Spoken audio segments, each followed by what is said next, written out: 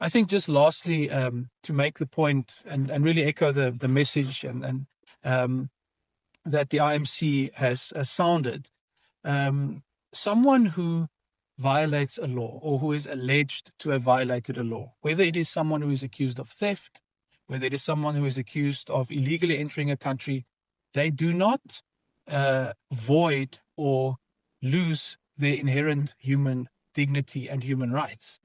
That is why we don't have vigilante justice in South Africa. We have due process in this country.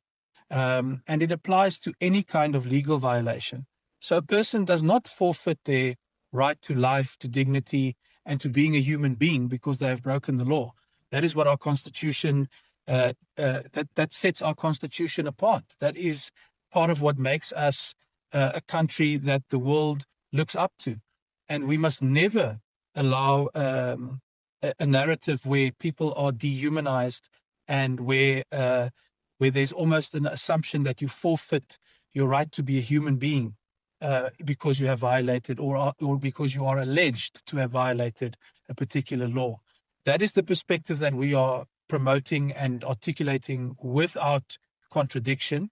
No person has the right to enforce immigration laws outside of the state, demand papers, demand identification. No person has the right to incite violence. No person has the right to engage in vigilantism. No person has the right to engage in xenophobia or any other discriminatory practice. And from a Home Affairs perspective, we take that very seriously because we ultimately are the ones who manage civil registration, population, and immigration in South Africa. And we will not tolerate anyone using allegations or suspicions relating to an individual's immigration status to violate their inherent human dignity, violate their constitutional rights. It simply cannot and will not be allowed to stand. Thank you very much.